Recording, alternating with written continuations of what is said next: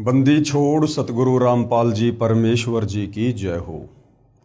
परमपिता परमात्मा सारी सृष्टि के रचनहार, कुल मालिक, असंख्य ब्रह्मांडों के स्वामी, जगत गुरु, तीनों लोकों में प्रवेश करके सबका धारण पोषण करने वाले, राजाधिराज, आत्माधार, नाथों के नाथ, देवों के देव महादेव, सर्वेश्वर महेश्वर, मृत्युंजय, अजरो अमर, आदि अनादि, सनातनी प्रभु, जगत पिता जगदीश्वर, श्री श्री 1008 की उपाधि के वास्तविक अधिकारी, अकाल मूर्त सौद स्वरूपी राम वासुदेव सर्वगतम ब्रह्म, परम पूज्य, प्रथम पूज्य, परम संत, परम पुरुष, परम धनी, परम दयालु, सत्य कबीर, हक्का कबीर, अल्लाहु कबीर, अल्लाहु अकबर, बाखबर, अल्लाह ताला, जगत के तारणहार, जगत के मुक्तिदाता, जगत के जगन्नाथ, हारे के सहारे, हिंदुओं के राम, मुसलमानों के अल्लाह, सिखों के वाहिगुरु, ईसाइयों के मसीह, दया के सागर दयानिधि, करुणा के सागर करुणानिधि, स्वयंभू परिभू, संकट मोचन, कष्ट हरण, मंगल करण, दुख भंजन, अविगत कबीर, निर्विकार निर्विषम परमात्मा, अलय अलेख सतगुरु, आदि अनादि सतगुरु, असली मर्यादा पुरुषोत्तम, असली राम, असली कृष्ण, असली घनश्याम, असली मुरारी, राजाओं के राजा, महाराजाओं के महाराजा, शहंशाहों के शहंशाह, सम्राटों के सम्राट, भगवानों के भगवान, अल्लाहों के अल्लाह, प्रभुओं के प्रभु, मसीहाओं के मसीह, सच्चे वाहिगुरु, बाबाओं के बाबा, पीरों के पीर, सेठों के सेठ, जगत सेठ, सावड़सा सेठ, सर्वगुण संपन्न, अनंत कोटि कलाओं के स्वामी, अनंत कोटि ब्रह्मांडों के नायक, योगियों में महायोगी, ध्यानियों में महाध्यानी, सिद्धों में परम सिद्ध, ज्ञानियों में तत्व ज्ञानी, ब्रह्म ज्ञानी, महाज्ञानी, परम ज्ञानी, सर्वश्रेष्ठ ज्ञानी, विज्ञानी, युवा कबीर, समर्थ कबीर, असमवात, अमित ओजा, सच्चे रहनुमा, करीम अल्लाह, सुभान अल्लाह, दुनिया के अंतिम पैगंबर, 8 सितंबर 1951 से गांव धनाना, जिला सोनीपत, हरियाणा, भारतवर्ष की पावन भूमि पे प्रकट रियल कल्कि भगवान श्री नारायण साकार हरि, श्री बाबा साहेब, नूर अनंत परमात्मा, सच्चे दरवेश, सच्चे बाखबर, संत शिरोमणि सतगुरु रामपाल जी परमेश्वर जी के चरण कमल में आप और हम सभी भाई बहनों का अनंत कोटि दंडवत प्रणाम। सत्साई भाई और बहनों, बहुत बड़ी दया, बहुत बड़ी मेहर पूज्य गुरुदेव भगवान की, परमेश्वर रामपाल जी की, जिनके शुभ आशीर्वाद से, विशेष आशीर्वाद से आप और हम विश्व की सभी परमात्मा चाहने वाली आत्माओं को अध्यात्म के विषय में, भक्ति मार्ग के विषय में उनके द्वारा लिखित पवित्र पुस्तक ज्ञान गंगा के माध्यम से गूढ़ जानकारियां प्राप्त हो रही हैं। भाई और बहनों, परमात्मा को लेकर ये आत्मा जो सदियों से जानने की इच्छुक है कि एक परमात्मा कौन है, जिसने सर्व सृष्टि को रचा, सर्व ब्रह्मांडों को रचा, सूरज चांद सितारों को बनाया, जिसने ब्रह्मा विष्णु महेश को बनाया, दुर्गा को बनाया, काल को बनाया, महाकाल को बनाया और सभी जीवों को उत्पन्न किया, वो एक सर्वशक्तिमान परमात्मा कौन है, कैसा है, कहाँ रहता है, वो कैसे मिलेगा। भाई और बहनों, अब कहीं जाकर इस जटिल सवाल का जवाब हमें परम पूज्य परमेश्वर सतगुरु रामपाल जी के कर कमल से लिखित पवित्र पुस्तकों व उनके मुख कमल से जो सत्संग बोले गए हैं उनके माध्यम से जानकारियां प्राप्त हुई हैं। क्योंकि अपने द्वारा रची गई सृष्टि की यथार्थ जानकारी वो कबीर परमात्मा स्वयं ही पृथ्वी पर संत रूप में प्रकट होकर देता है। तो भाई और बहनों, ये पवित्र पुस्तक ज्ञान गंगा कोई सामान्य पुस्तक नहीं है। ये सर्व धर्मों के पवित्र धर्मशास्त्रों के ज्ञान से प्रमाणित है। इस पवित्र पुस्तक के तत्व ज्ञान में सुई की नोक रखने जितनी कमी निकालने में कोई सक्षम नहीं है। इस पुस्तक को पढ़ने के बाद ही हमें असल में आत्मज्ञान और परमात्म ज्ञान होगा। इस पुस्तक को पढ़ने के बाद ही हम सृष्टि रचना की यथार्थ जानकारी से परिचित हो पाएंगे। इस पुस्तक को पढ़ने के बाद ही हमारा भक्ति करने का मन करेगा। क्योंकि जब तक हमें जानकारी नहीं होगी कि हम जीव हैं, चाहे कोई प्रधानमंत्री है, चाहे राष्ट्रपति है, चाहे ब्रह्मा विष्णु महेश है, हम सब जीव कैटेगरी में हैं। और हम सभी 184 योनियों में, गधे कुत्ते सूअर की योनियों में ना जाने कितनी बार चक्कर काट चुके हैं, करोड़ों अरबों बार। और हम यहां काल के 21 ब्रह्मांडों में उसकी जेल में फंसे हुए हैं। ये तमाम जानकारियां भाई और बहनों, जब तक हम पवित्र पुस्तक ज्ञान गंगा को नहीं पढ़ेंगे, और ज्ञान गंगा पुस्तक में पेज नंबर 22 से लेकर 74 तक जो सृष्टि रचना है, जब तक उसको विस्तार से नहीं पढ़ेंगे और समझेंगे, हम कभी भी इस काल के कुचक्कर से, षड्यंत्र से बाहर नहीं निकल सकते, हम मुक्त नहीं हो सकते। तो भाई और बहनों, बहुत सारी जानकारी हमें इस पवित्र पुस्तक से प्राप्त हुई है। साथ में हमें यह भी पता चला कि पवित्र गीता जी क्या कह रही है, पवित्र वेद अध्यात्म को लेकर क्या कह रहे हैं। ये पत्थर पूजा, देव पूजा, ये दुनिया भर की पाखंड पूजा, ये कितनी जायज़ है, कितनी नाजायज़ है। ब्रह्मा विष्णु महेश तक की पूजा के लिए पवित्र ग्रंथ गीता जी मना करता है। फिर भी हम ब्रह्मा विष्णु महेश तक ही सीमित रह चुके हैं, क्योंकि हमारे नादान धर्म गुरु तत्व ज्ञान के अभाव में हमें ब्रह्मा विष्णु महेश से ऊपर कोई परमात्मा बता ही नहीं पाए। तो भाई और बहनों, अब हमें विस्तार से अध्यात्म के विषय में जानने को मिलेगा जब हम इस पवित्र पुस्तक ज्ञान गंगा को पढ़ेंगे और सतगुरु रामपाल जी के मुख कमल से बोले गए सत्संगों को सुनेंगे। तो भाई और बहनों, फिलहाल हमारा टॉपिक चल रहा है, ये तीर्थ कैसे बने, ये धाम कैसे बने, जहाँ पर दुनिया तत्व ज्ञान के अभाव में अपनी आत्मा के कल्याण के लिए, पूजा पाठ के लिए जाती रहती है, और मिलना जुलना वहाँ पर कुछ भी नहीं है। तो पिछले वीडियो नंबर 29 में हमने पवित्र पुस्तक ज्ञान गंगा से पढ़ा कि वैष्णो देवी धाम कैसे बना, अमरनाथ धाम कैसे बना, और आज इसी श्रृंखला में हमारा 30वें नंबर का वीडियो है।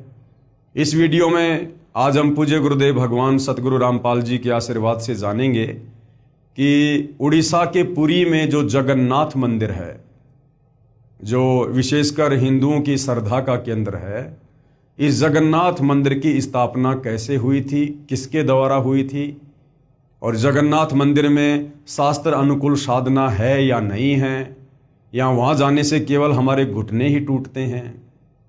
तो तमाम जानकारी आज हम पूज्य गुरुदेव भगवान के आशीर्वाद से पवित्र पुस्तक ज्ञान गंगा से प्राप्त करेंगे। तो भाई और बहनों, ये है पवित्र पुस्तक ज्ञान गंगा, और आज का हमारा जो टॉपिक है वो है पुरी, जो कि उड़ीसा में है। पुरी में श्री जगन्नाथ जी का मंदिर अर्थात धाम कैसे बना। देखो, जब तक हमें किसी धाम के विषय में, किसी तीर्थ के विषय में, किसी मंदिर के विषय में जानकारी नहीं होगी, तो भला फिर वहां जाने से हमें फायदा क्या। हमारी रुचि बनेगी नहीं, हम तो केवल भेड़ चाल में चले जाएंगे, भेड़ चाल में आ जाएंगे। तो हमें हकीकत से परिचित होना चाहिए सर्वप्रथम, उसके बाद हमने भक्ति मार्ग को चुनना चाहिए। उड़ीसा प्रांत में एक इंद्रदमन नाम का राजा था। वह भगवान श्री कृष्ण जी का अनन्य भगत था। अनन्य का मतलब होता है कि श्री कृष्ण जी के अलावा वो इष्ट रूप में अन्य किसी भी देवी देवता की पूजा नहीं करता था। ना श्री शंकर जी की करता था, ना श्री ब्रह्मा जी की करता था। वो केवल विष्णु जी अर्थात श्री कृष्ण जी का ही भगत था। एक रात्रि को श्री कृष्ण जी ने राजा को स्वप्न में दर्शन देकर कहा कि जगन्नाथ नाम से मेरा एक मंदिर बनवा दे। श्री कृष्ण जी ने यह भी कहा कि इस मंदिर में मूर्ति पूजा नहीं करनी है, केवल एक संत छोड़ना है जो दर्शकों को पवित्र गीता अनुसार ज्ञान प्रचार करे। समुद्र तट पर वह स्थान भी दिखाया जहां मंदिर बनाना था। अब भाइयों और बहनों, जब हम अध्यात्म की गहराई में जाएंगे, और अध्यात्म की गहराई में सतगुरु रामपाल जी के सत्संग सुने बिना हम लाख जन्म भी नहीं जा सकते, तब हमें वास्तव में पता चलेगा कि राजा इंद्रदमन को स्वप्न में श्री कृष्ण जी ने नहीं बल्कि कबीर परमेश्वर जी ने दर्शन दिए थे। क्योंकि भाइयों और बहनों, ये जगन्नाथ का मंदिर कबीर परमेश्वर जी ने बनवाना ही बनवाना था, क्योंकि ये काफी वर्षों पहले की बात है। और चारों युगों में कबीर परमात्मा जो मोक्ष का प्राइम टाइम सेट करते हैं वो ये वर्तमान कलयुग की बिचली पीढ़ी वाले समय को करते हैं। तो इस समय तक परमेश्वर ने क्या करना था? आत्माओं को धार्मिकता से जोड़ के रखना था, आत्माओं को भक्ति भाव में बना के रखना था। उसके लिए परमेश्वर जी ने ये जगन्नाथ का मंदिर बनवाया था। सुबह उठकर राजा इंद्रदमन ने अपनी पत्नी को बताया कि आज रात्रि को भगवान श्री कृष्ण जी दिखाई दिए और मंदिर बनवाने के लिए कहा है। रानी ने कहा, शुभ कार्य में देरी क्या, सारी संपत्ति उन्हीं की दी हुई है, उन्हीं को समर्पित करने में क्या सोचना है। राजा ने उस स्थान पर मंदिर बनवा दिया जो श्री कृष्ण जी ने स्वप्न में समुद्र के किनारे पर दिखाया था। मंदिर बनने के बाद समुद्री तूफान उठा, मंदिर को तोड़ दिया, निशान भी नहीं बचा कि यहाँ मंदिर था। ऐसे राजा ने 5 बार मंदिर बनवाया और 5 बार समुद्र ने मंदिर को तोड़ दिया, यानी वो मंदिर नहीं बनने दिया। राजा ने निराश होकर मंदिर न बनवाने का निर्णय ले लिया। ये सोचा कि ना जाने समुद्र मेरे से कौन से जन्म का प्रतिशोध ले रहा है। खजाना खाली हो गया, मंदिर बना नहीं।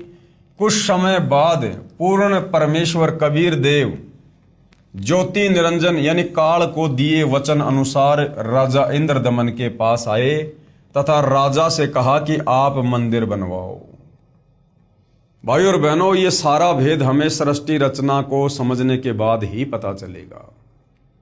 जब हम सृष्टि रचना पढ़ेंगे तो हमें पता चलेगा कि प्रथम बार जब कबीर परमेश्वर जी अपने पुत्र जोगजीत के रूप में इस काल के 21 ब्रह्मांड में आए और सर्वप्रथम कबीर परमेश्वर की और ज्योति निरंजन यानी काल की वार्ता सबसे ऊपर 21वें ब्रह्मांड में तपतशिला पर हुई, तो इस ज्योति निरंजन अर्थात काल में कबीर परमेश्वर से कुछ वचन लिए थे कि उसके बाद आप जी नीचे मेरे लोक में जाना, जिनमें एक वचन ये भी था, काल ने कहा था कि द्वापर में मेरा पुत्र जाएगा श्री कृष्ण रूप में और उसके बाद वो एक जगन्नाथ नाम का मंदिर बनवाना चाहेगा, लेकिन वो मंदिर समुद्र बनने नहीं देगा।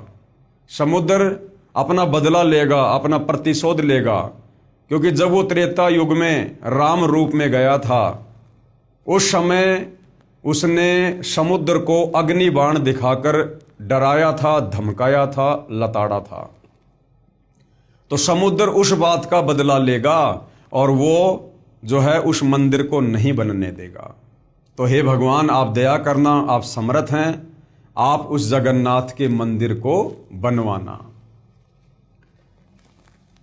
कुछ समय उपरांत पूर्ण परमेश्वर यानी कबीर देव जी ज्योति निरंजन यानी काल को दिए वचन अनुसार राजा इंद्रदमन के पास आए तथा राजा से कहा, आप मंदिर बनवाओ।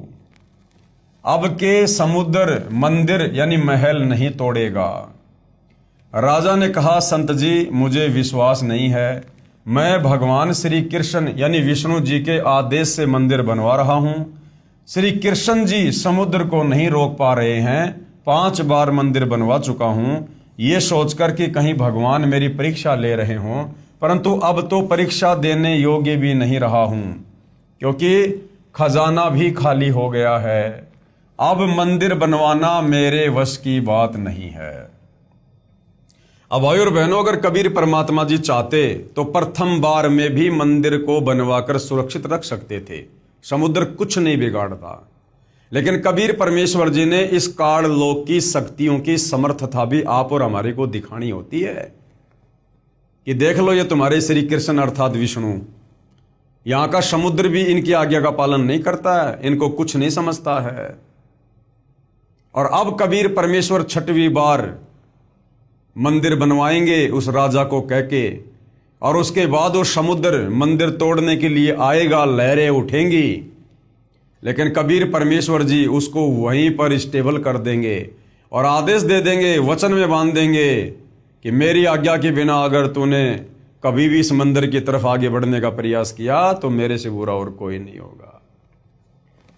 परमेश्वर ने कहा, इंद्रदमन, जिस परमेश्वर ने सारे ब्रह्मांडों की रचना की है वही सर्व कार्य करने में सक्षम है, अन्य प्रभु नहीं।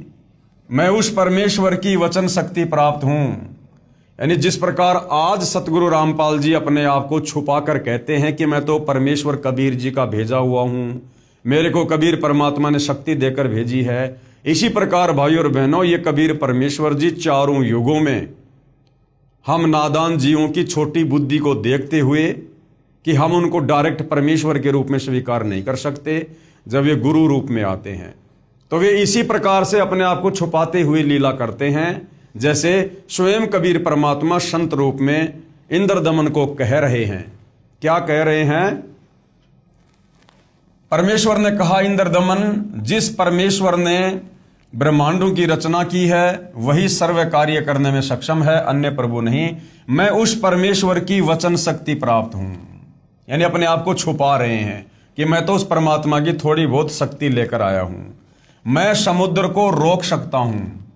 अब बताओ, जब श्री कृष्ण जी अर्थात विष्णु जी समुद्र को नहीं रोक पाए और एक साधारण से संत रूप में कबीर परमात्मा कह रहे हैं कि मैं रोक सकता हूं, तो श्री विष्णु जी से बड़े तो यही हो गए। और काल ने क्या कहा था कि भगवान आप वो मंदिर बनवाना, यानी उस काल के बस की बात भी नहीं थी समुद्र को रोकना। क्योंकि भाइयों और बहनों, ये जो पांच जो ये तत्व हैं, पृथ्वी, अग्नि, जल, वायु, आकाश, ये कबीर परमेश्वर जी के गुलाम हैं। ये कबीर परमात्मा जी के हुक्म से कार्य करते हैं। तो वो काल भी सक्षम नहीं था समुद्र को रोकने में, अन्यथा परमात्मा से वचन ही क्यों लेता कि आप मंदिर बनवाना। वो खुद ना बनवा देता, समुद्र को रोक देता, लेकिन वो काल भी सक्षम नहीं है। मैं समुद्र को रोक सकता हूं, अपने आप को छुपाते हुए सत्य कह रहे थे।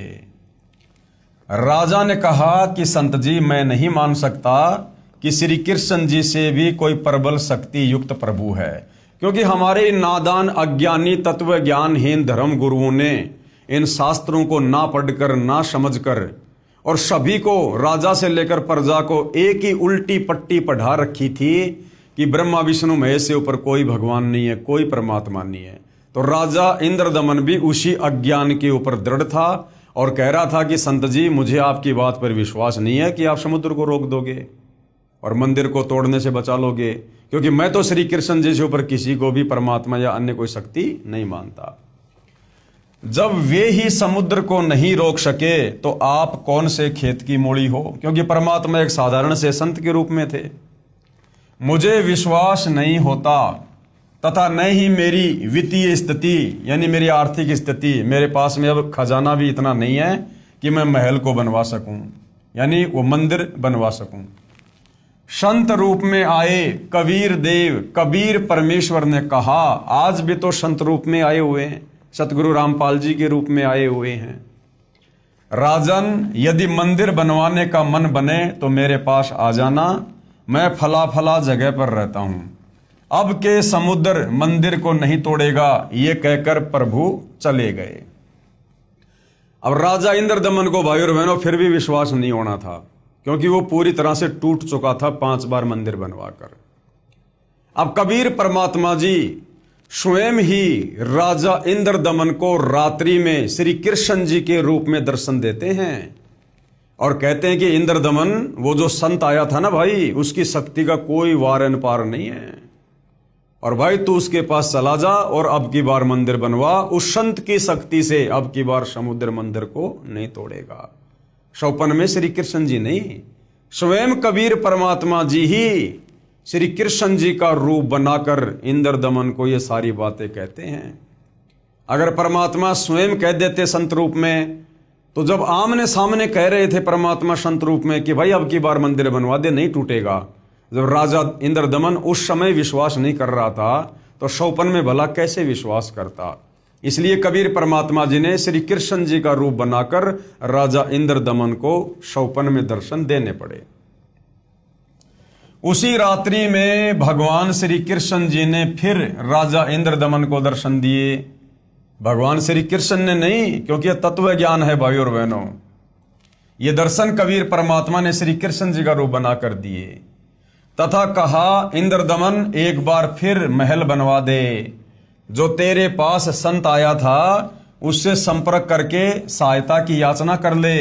वह ऐसा वैसा संत नहीं है, उसकी भक्ति शक्ति का कोई वार पार नहीं है, अथाह शक्ति है उसके पास में।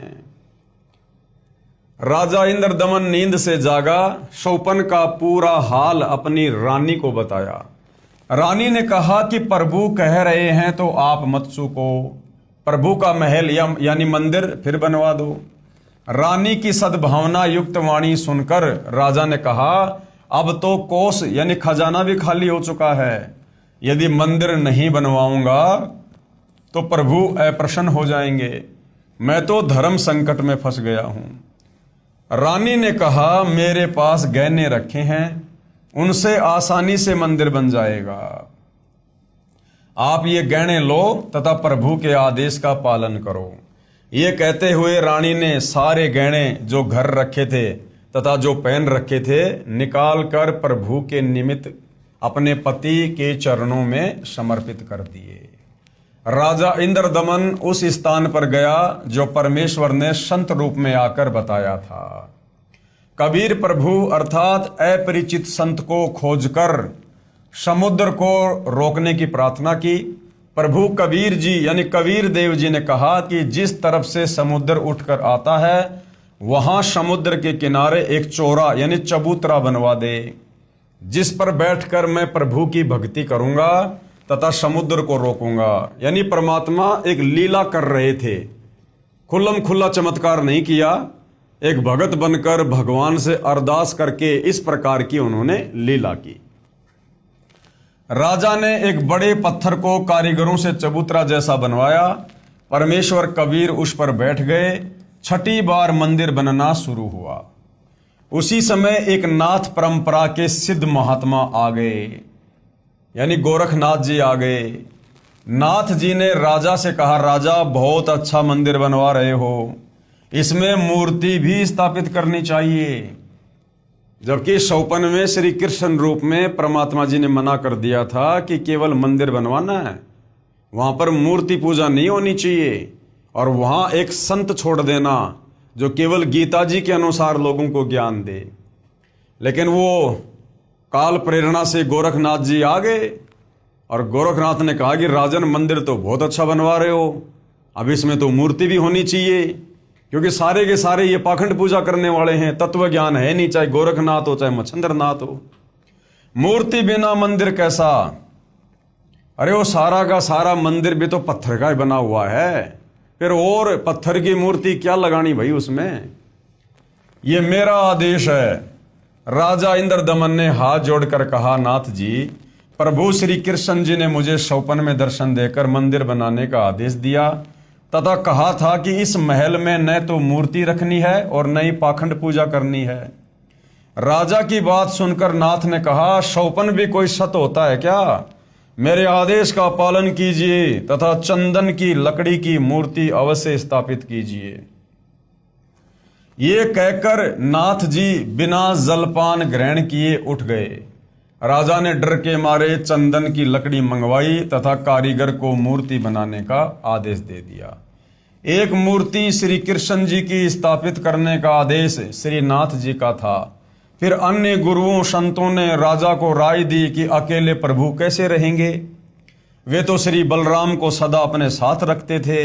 एक ने कहा, बहन सुभद्रा तो भगवान श्री कृष्ण जी की लाडली बहन थी, वो कैसे अपने भाई के बिना रह सकती है? गुड्डा गुड्डी वाला खेल। 3 मूर्तियां बनवाने का निर्णय लिया गया। 3 कारीगर नियुक्त किए। मूर्तियां तैयार होते ही टुकड़े टुकड़े हो गई। ऐसे 3 बार मूर्तियां खंड हो गई। राजा बहुत चिंतित हुआ, सोचा मेरे भाग्य में ये यश व पुण्य कर्म नहीं है। मंदिर बनता है वो टूट जाता है, अब मूर्तियां टूट रही हैं। नाथ जी रुष्ट होकर गए हैं। यदि कहूंगा कि मूर्तियां टूट जाती हैं तो सोचेगा कि राजा बहाना बना रहा है, कहीं मुझे श्राप ना दे दे।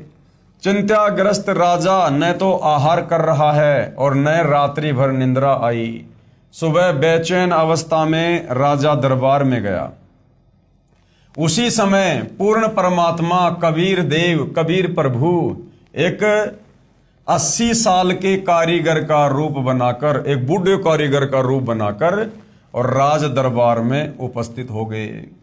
कमर पर एक थैला लटकाए हुए था जिसमें आरी बाहर स्पष्ट दिखाई दे रही थी, मानो बिना बताए कारीगर का परिचय दे रही थी, तथा अन्य बसोला व बर्मा आदि थैले में भरे थे।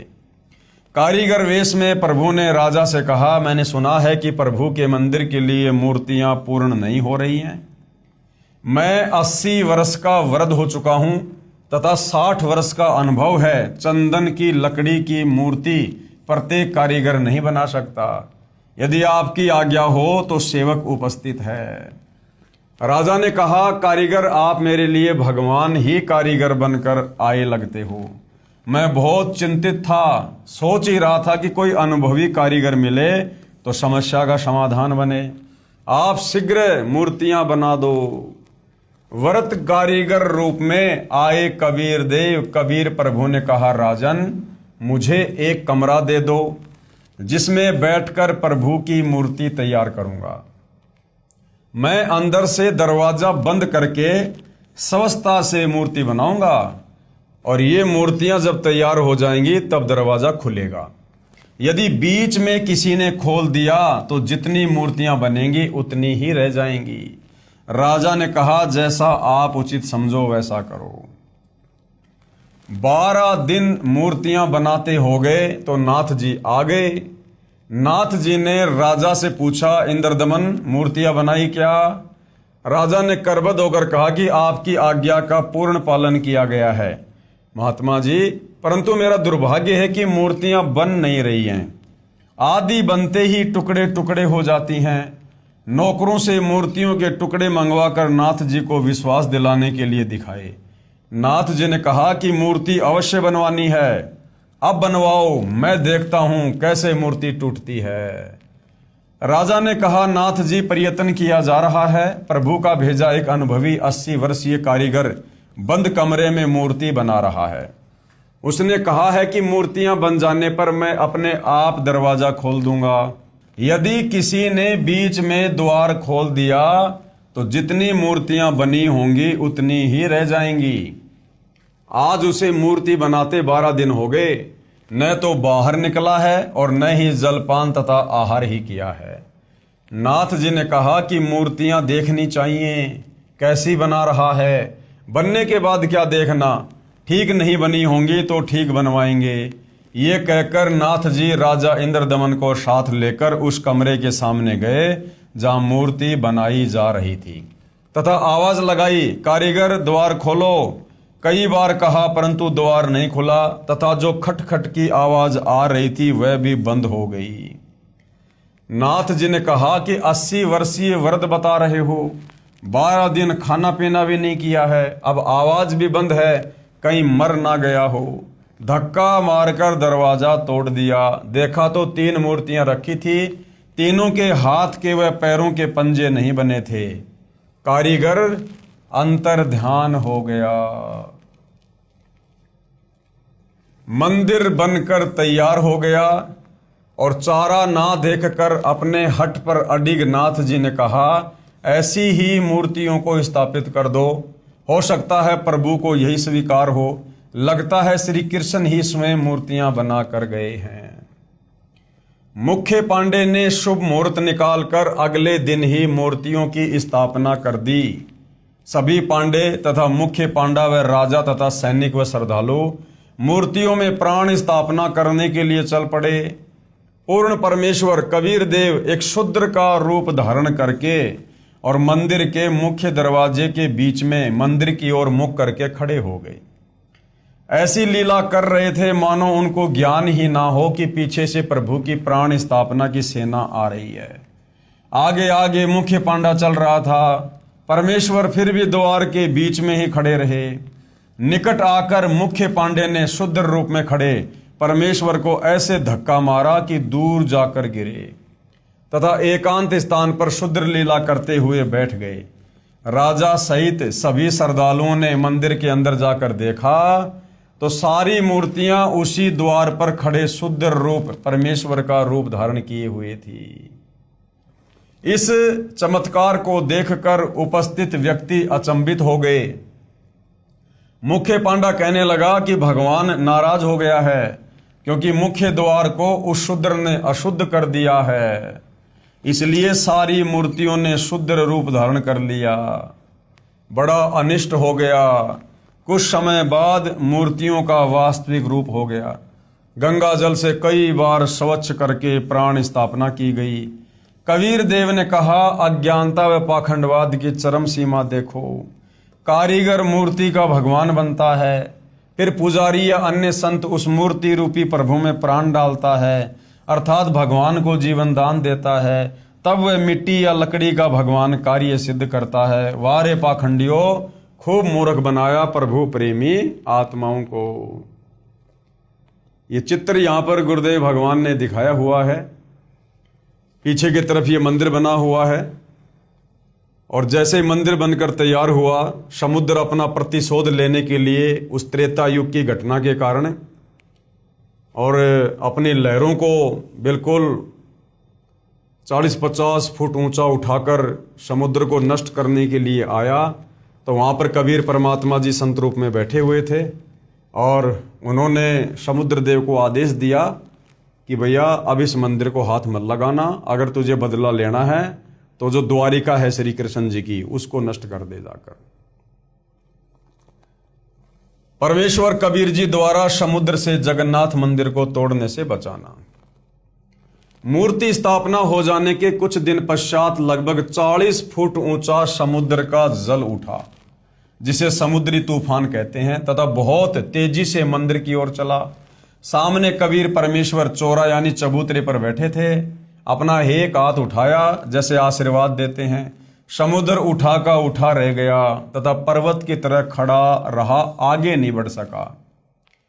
विप्र रूप बनाकर यानी ब्राह्मण का रूप बनाकर समुद्र आया तथा चबूतरे पर बैठे प्रभु से कहा कि भगवान, आप मुझे रास्ता दे दो, मैं मंदिर तोड़ने जाऊंगा।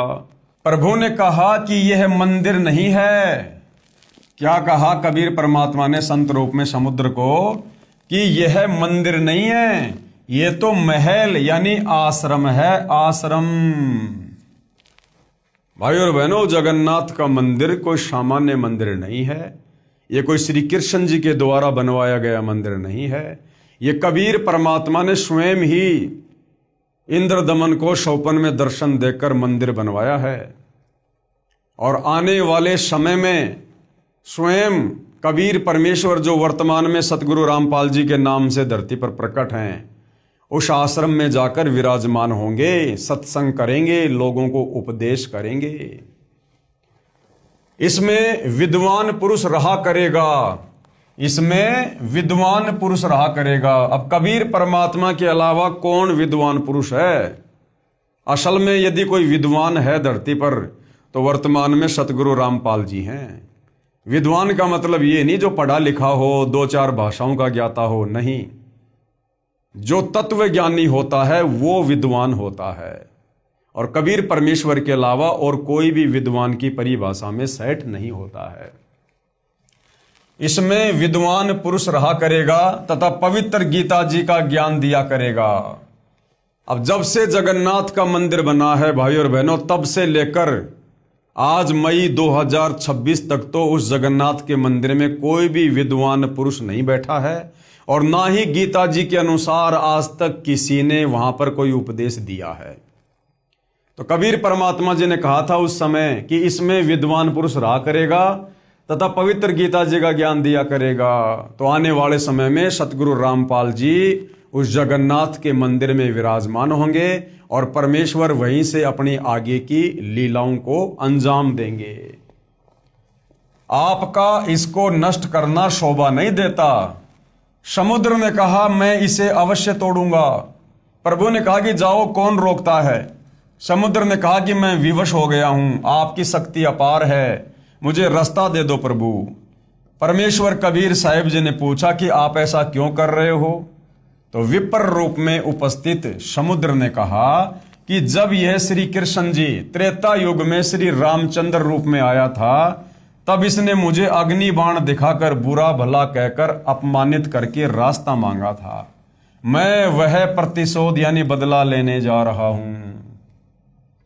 अब यहां भाई और बहनों सब में ऐसे राग द्वेष भरा है कूट कूट के। अब तो त्रेता युग की घटना का बदला वो समुद्र देव और जगन्नाथ के मंदिर को तोड़कर लेना चाह रहा है। आम इंसान में तो छोड़ो, इन देवी देवताओं में भी राग द्वेष ईर्ष्या ज्यों की त्यों भरी पड़ी है।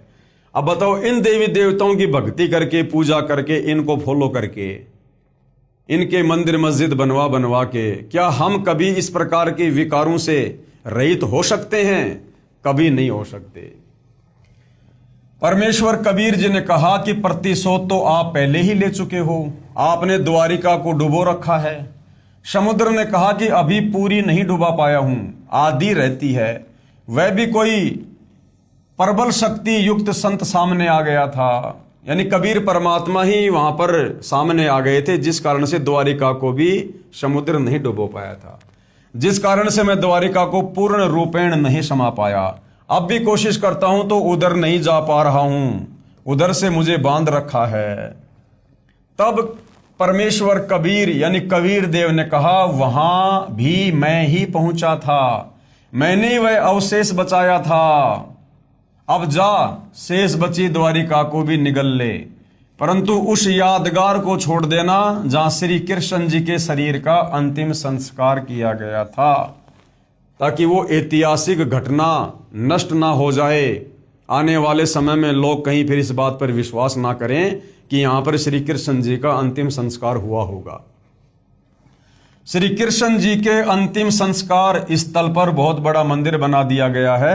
ये यादगार यानी ये प्रमाण बना रहेगा कि वास्तव में श्री कृष्ण जी की मृत्यु हुई थी तथा पंच भौतिक शरीर छोड़कर गए थे। अन्यथा लोग कह देते कि श्री कृष्ण जी तो सशरीर गए थे, वो अपना शरीर छोड़ के नहीं गए थे। इस प्रकार का पाखंड इन लोगों के द्वारा शुरू करवा दिया जाता। नहीं तो आने वाले समय में कहेंगे कि श्री कृष्ण जी की तो मृत्यु नहीं हुई थी, आज्ञा प्राप्त करके शेष द्वारिका को भी समुद्र ने डुबो लिया।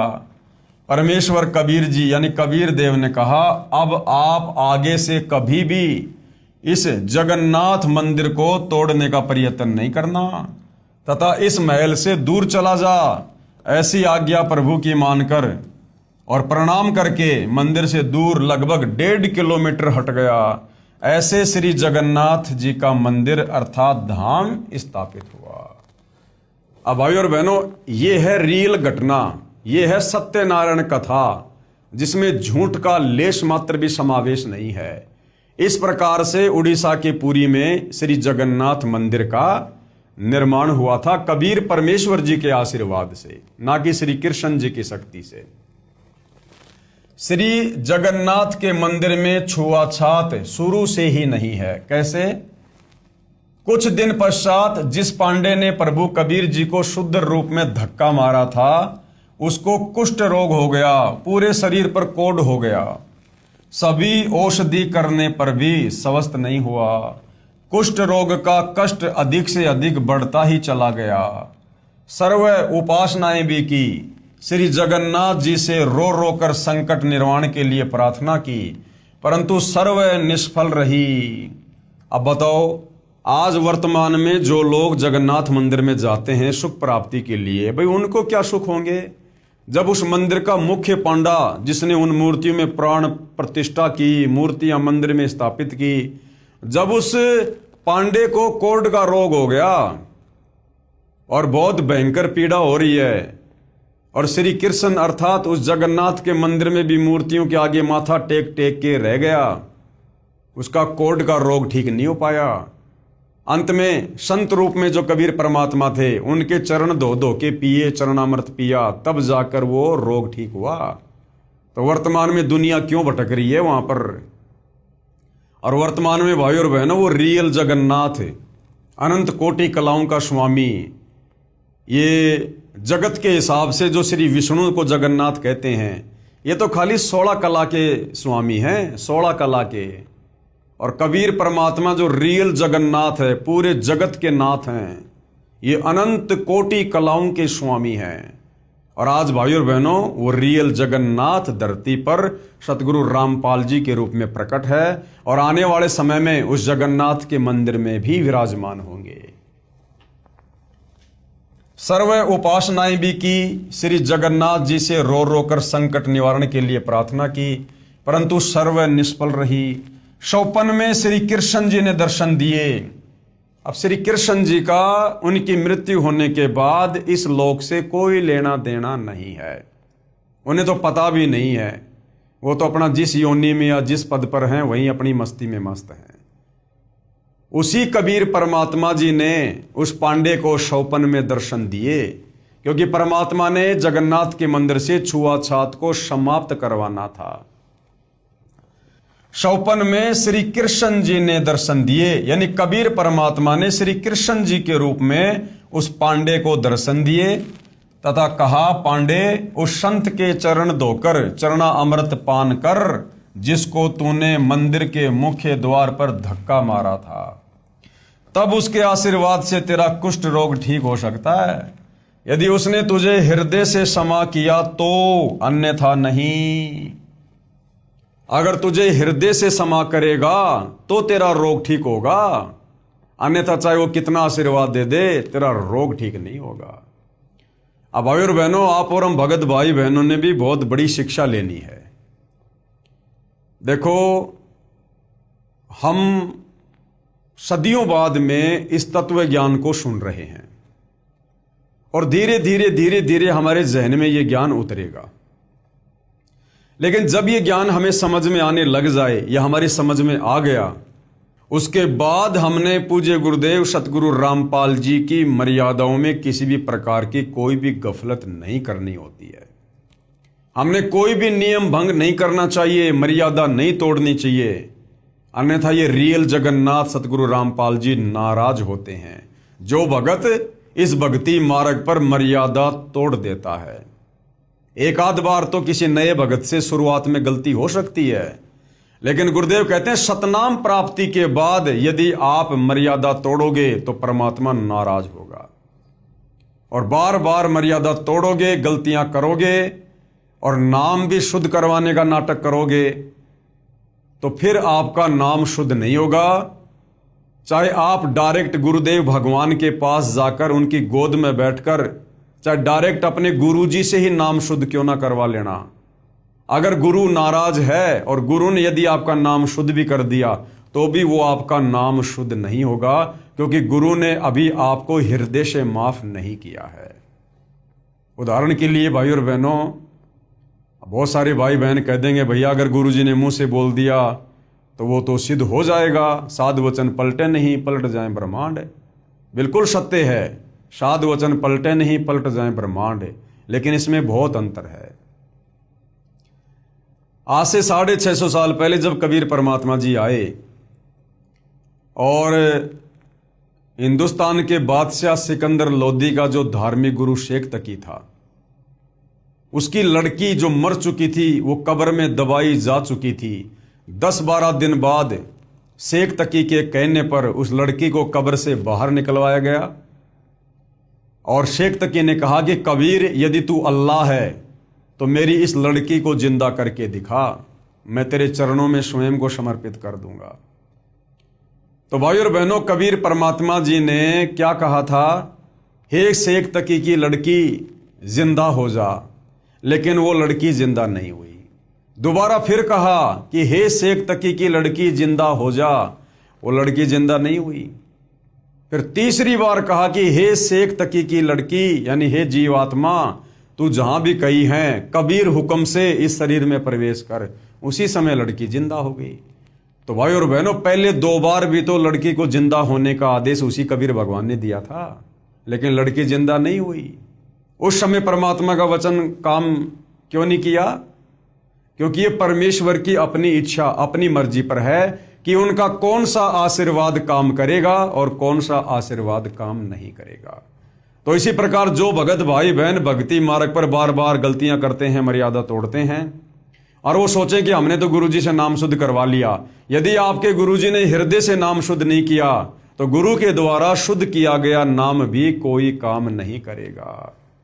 तो इस प्रकार से मर्यादा तोड़ने से भगत ने बचना चाहिए, अपने गुरुजी को नाराज करने से बचना चाहिए। यदि उसने तुझे हृदय से समा किया तो, अन्यथा नहीं। मरता क्या नहीं करता। वह मुख्य पांडा सवेरे उठा, कई सहयोगी पांडवों को साथ लेकर उस स्थान पर गया जहां पर प्रभु कबीर शुद्ध रूप में विराजमान थे। ज्यों ही पांडा प्रभु के निकट आया तो परमेश्वर उठकर चल पड़े। लीला कर रहे थे परमात्मा, तथा कहा, हे पांडा, मैं तो अछूत हूं, मेरे से दूर रहना, कहीं आप अपवित्र ना हो जाओ। पांडा निकट पहुंचा, परमेश्वर और आगे चल पड़े। तब पांडा फूट फूट कर रोने लगा तथा कहा, परवरदिगार, मेरा दोष क्षमा कर दो।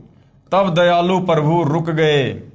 पांडे ने आदर के साथ एक स्वच्छ वस्त्र जमीन पर बिछाकर प्रभु को बैठने की प्रार्थना की। प्रभु उस वस्त्र पर बैठ गए। तब उस पांडे ने स्वयं चरण धोए तथा चरणामृत को पात्र में वापस डाल लिया। प्रभु कबीर जी ने कहा, पांडे, 40 दिन तक इसे पीना भी तथा स्नान करने वाले जल में कुछ डालकर स्नान करते रहना। 40वें दिन तेरा कुष्ठ रोग समाप्त होगा। तथा कहा कि भविष्य में भी इस जगन्नाथ जी के मंदिर में किसी ने छुआछात किया तो उसको भी दंड मिलेगा। इस प्रकार से जगन्नाथ के मंदिर में जो ये छुआछात की परंपरा नहीं है, ये कबीर परमेश्वर जी के आशीर्वाद से संभव हुआ। कबीर परमेश्वर जी के आशीर्वाद से सभी उपस्थित व्यक्तियों ने वचन किए कि आज के बाद इस पवित्र स्थान पर कोई छुआछात नहीं की जाएगी। अब गुरुदेव कहते हैं, विचार करो, हिंदुस्तान का एक ही मंदिर ऐसा है जिसमें शुरू से ही छुआछात नहीं रही है, और बाकी सभी मंदिरों में ये छुआछात, इस प्रकार का भेदभाव आपको देखने को मिलेगा। तो ये जो मंदिर था जगन्नाथ का, ये अगर यहाँ की शक्तियों के द्वारा बनाया गया होता, ब्रह्मा विष्णु महेश के द्वारा या काल के द्वारा, तो इसमें भी अवश्य छुआछात होती, भेदभाव होता। लेकिन ये जगन्नाथ का मंदिर तो रियल सृष्टि के जगन्नाथ कबीर परमेश्वर अर्थात सतगुरु रामपाल जी ने ही बनवाया था, और आगे चलकर स्वयं सतगुरु रामपाल जी उस जगन्नाथ के मंदिर में ही विराजमान होंगे। मुझदास को भी, यानी गुरुदेव भगवान कह रहे हैं कि मुझदास को भी उस स्थान को देखने का अवसर प्राप्त हुआ, जबकि गुरुदेव भगवान ने तो बनवाया ही था, लेकिन अपने आप को वर्तमान में छुपाकर लीला करते हुए कह रहे हैं कि मुझदास को भी उस स्थान को, यानी उस जगन्नाथ मंदिर को देखने का अवसर प्राप्त हुआ। कई सेवकों के साथ उस स्थल को देखने के लिए गया था कि कुछ प्रमाण प्राप्त करूं। वहां पर सर्व प्रमाण आज भी साक्षी मिले। जिस पत्थर यानी चौरा पर बैठकर कबीर परमेश्वर जी ने मंदिर को बचाने के लिए समुद्र को रोका था, वो आज भी विद्यमान है। उसके ऊपर एक यादगार रूप में गुम्बज बना रखा है। वहां पर बहुत पुरातन महंत यानी रखवाड़ा परंपरा से एक आश्रम भी विद्यमान है। वहां पर लगभग 70 वर्षीय वृद्ध महंत जी से उपरोक्त मंदिर की समुद्र से रक्षा की जानकारी चाहिए, तो उसने भी यही बताया तथा कहा कि मेरे पूर्वज कई पीढ़ी से यहाँ पर महंत यानी रखवाले रहे हैं। यहाँ पर ही श्री धर्मदास साहिब व उनकी पत्नी भगतमती आमनी देवी ने शरीर छोड़ा था। दोनों की समाधियां भी साथ साथ ही बनी दिखाई। फिर हम श्री जगन्नाथ जी के मंदिर में गए। वहां पर मूर्ति पूजा आज भी नहीं है, परंतु प्रदर्शनी अवश्य लगा रखी है। जो 3 मूर्तियां भगवान श्री कृष्ण जी तथा श्री बलराम जी व बहन सुभद्रा जी की मंदिर के अंदर स्थापित हैं, उनके दोनों हाथों के पंजे नहीं हैं, दोनों हाथ टुंडे हैं। उन मूर्तियों की भी पूजा नहीं होती, केवल दर्शनार्थ रखी हैं। वहां पर एक गाइड पांडे से पूछा कि सुना है कि ये मंदिर 5 बार समुद्र ने तोड़ा था, फिर इसको दोबारा से बनवाया गया था। समुद्र ने क्यों तोड़ा, फिर किसने समुद्र को रोका? तो पांडे ने कहा, इतना तो मुझे पता नहीं, ये सर्व कृपया जगन्नाथ जी की है, यानी श्री कृष्ण जी की है। उन्होंने ही समुद्र को रोका था। सुना तो है कि समुद्र ने 3 बार मंदिर को तोड़ा था। मैंने फिर प्रश्न किया कि प्रथम बार ही क्यों न समुद्र रोका। पांडे ने उत्तर दिया कि लीला है जगन्नाथ की।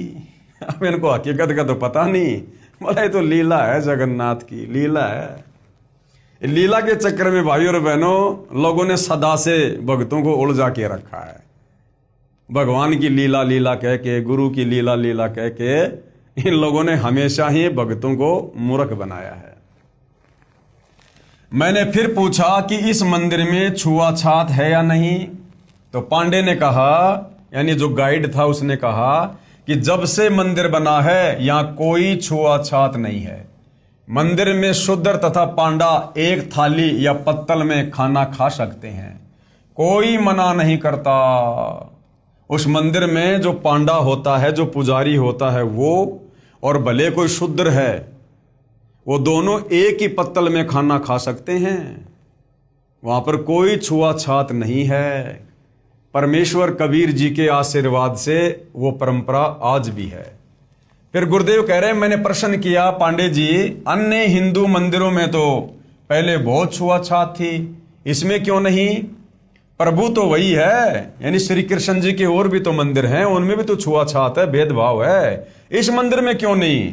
तो पांडे का उत्तर था, लीला है जगन्नाथ की, लीला है गुरुदेव की। पांडे ने कहा कि लीला है जगन्नाथ की। तो लीला के चक्कर में भाई और बहनों भक्तों का बहुत दलिया निकाला लोगों ने। अब पुण्यात्माएं विचार करें कि सत्य को कितना दबाया गया है। एक लीला जगन्नाथ की कहकर पवित्र यादगारें आदरणीय हैं, परंतु आत्म कल्याण तो केवल पवित्र गीता जी व पवित्र वेदों में वर्णित तथा परमेश्वर कबीर जी द्वारा दिए तत्व ज्ञान के अनुसार भक्ति साधना करने मात्र से ही संभव है। अन्यथा शास्त्र विरुद्ध होने से मानव जीवन व्यर्थ हो जाएगा। इसका प्रमाण गीता अध्याय 16 मंत्र 23 और 24 है कि अर्जुन, शास्त्र विधि को त्याग कर जो मनमाना आचरण करते हैं उनकी ना परम गति होती है, ना उनको सिद्धि होती है और ना उनका कोई कार्य सिद्ध होता है। श्री जगन्नाथ के मंदिर में प्रभु के आदेश अनुसार पवित्र गीता जी के ज्ञान की महिमा का गुणगान होना ही श्रेयकर है। अब क्या कह रहे हैं गुरुदेव? गुरुदेव कह रहे हैं कि उस जगन्नाथ के मंदिर में, जैसा कि भगवान ने कहा था कि यहां पर मूर्ति पूजा नहीं होनी चाहिए, यहां पर एक संत रहेगा, विद्वान पुरुष रहेगा और वो गीता जी के अनुसार लोगों को ज्ञान देगा। तो अब गुरुदेव क्या कह रहे हैं? श्री जगन्नाथ के मंदिर में प्रभु यानी भगवान के आदेश अनुसार, क्योंकि श्री कृष्ण जी के रूप में वो आदेश किसने दिया? इंद्रदमन को कबीर परमात्मा ने। तो मंदिर में प्रभु के आदेश अनुसार पवित्र गीता जी के ज्ञान की महिमा का गुणगान होना ही श्रेयकर है। तो भाई और बहनों, गीता जी की महिमा का वर्णन तो उस मंदिर में बैठकर वो करेगा जिसको वास्तव में गीता जी का ज्ञान प्राप्त होगा, जो गीता जी के ज्ञान को जानता होगा, जो तत्व ज्ञानी होगा। और यहां तो किसी शंकराचार्य को भी गीता जी का यथार्थ ज्ञान, यथार्थ सार का पता नहीं है। तो आने वाले समय में सतगुरु रामपाल जी ही जगन्नाथ के मंदिर में विराजमान होकर अपनी आगे की लीला करेंगे। तथा जैसा श्रीमद् भगवत गीता जी में भक्ति विधि है, उसी प्रकार साधना करने मात्र से ही आत्म कल्याण संभव है। अन्यथा जगन्नाथ जी के दर्शन मात्र या खिचड़ी प्रसाद खाने मात्र से कोई लाभ नहीं, क्योंकि ये क्रिया श्री गीता जी में वर्णित न होने से शास्त्र विरुद्ध हुई, जो अध्याय 16 मंत्र 23 और 24 में प्रमाण है। तो भाई और बहनों, इस कथा से हमें बहुत ही गहरी शिक्षा मिलती है कि वास्तव में जो रियल जगन्नाथ है, और भविष्य मालिका के अनुसार भी आने वाले समय में प्रभु जगन्नाथ उस मंदिर में विराजमान होंगे। तो भाई श्री कृष्ण जी या फिर विष्णु जी की तो कोई उम्मीद ना करे कि वो विष्णु या कृष्ण जी दोबारा से आकर और जगन्नाथ के मंदिर में विराजमान होंगे। तो इस कलयुग में जो रियल जगन्नाथ हैं, और वैसे जो सारी सृष्टि के जगन्नाथ हैं, सर्व सृष्टि को रचने वाले, वो है कबीर परमेश्वर, कबीर देव। और आज वो कबीर परमात्मा सतगुरु रामपाल जी के नाम से धरती पर प्रकट हैं। और आने वाले समय में यही रियल जगन्नाथ सतगुरु रामपाल जी इस जगन्नाथ के मंदिर में स्वयं विराजमान होंगे और अपनी आगे की लीला कबीर परमेश्वर इसी मंदिर में बैठकर करेंगे। ये दास पहले भी कई बार गुरुदेव के सत्संगों के आधार से और उनके द्वारा लिखित पुस्तकों के आधार से आप भाई बहनों को बता चुका है। तो भाई और बहनों, आज पवित्र पुस्तक ज्ञान गंगा के ऊपर इस वीडियो में हम केवल इतनी चर्चा करेंगे। कल हम फिर सेवा में हाजिर होंगे। अगला हमारा जो टॉपिक होगा वो होगी स्वर्ग की परिभाषा। वास्तव में स्वर्ग क्या है? हर आदमी तत्व ज्ञान के अभाव में मरने के बाद में स्वर्ग जाना चाहता है। चाहे किसी ने भक्ति की हो ना की हो, सारी जिंदगी उल्टे कर्म की हो, उसके मरने के बाद में उसकी फोटो बनवा कर नीचे लिख दिया जाता है फला फला दिन स्वर्गवास हुआ। भले वो नरक में गया लेकिन पीछे से घर वालों ने लिखवा दिया स्वर्गवास। तो ये स्वर्ग वास्तव में है क्या? लोगों की स्वर्ग जाने की इच्छा क्यों बनती है? क्योंकि हमारे को केवल स्वर्ग ही बताया गया कि स्वर्ग से ऊपर, बैकुंठ से ऊपर और कुछ नहीं है। अंतिम उपलब्धि भक्ति की केवल स्वर्ग है, बैकुंठ है। अब वास्तव में भाई और बहनों, स्वर्ग तो एक जेल है, जेल। और स्वर्ग यानी भक्ति के आनंद के लिए जहां पर साधक जाकर बैठता है मरने के बाद, तो स्वर्ग तो बहुत ही निम्न कैटेगरी है, बहुत ही छोटी कैटेगरी है, नीचे स्तर की कैटेगरी है। इससे ऊपर तो 21 ब्रह्मांड में भी बहुत सारे सुखमय स्थान हैं। और जो रियल स्वर्ग है, रियल बैकुंठ है, वो तो तत्व ज्ञान से अब पता चलता है, वो तो सतलोक है, सचखंड है। तो वर्तमान में तत्व ज्ञान के अभाव से सदियों से जो भाई बहन ये नहीं समझ पाए कि वास्तव में स्वर्ग क्या है।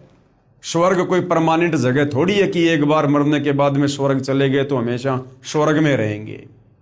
तो स्वर्ग को तो गुरुदेव ने केवल एक रेस्टोरेंट बताया, एक होटल बताया कि जब तक आपके द्वारा मनुष्य जन्म में की गई भक्ति कमाई आप उस स्वर्ग रूपी होटल में जमा करवाएंगे, और जब तक आपकी वो दान पुण्य की, नाम जाप की भक्ति रूपी कमाई उस स्वर्ग में जमा रहेगी, तब तक आप जी वहां पर मौज मस्ती कर लो। उसके बाद फिर आपको नरक में, लक 84 योनि में उन जन्म मरण के चक्कर में काल डाल देता है।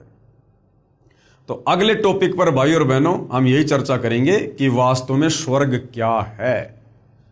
तो आज की वीडियो में केवल इतना ही। पूज्य गुरुदेव भगवान हम सबको आज्ञा दें, आशीर्वाद दें, सद्बुद्धि दें, हमारा मार्गदर्शन करें, हमें भ्रमने भटकने से बचाएं।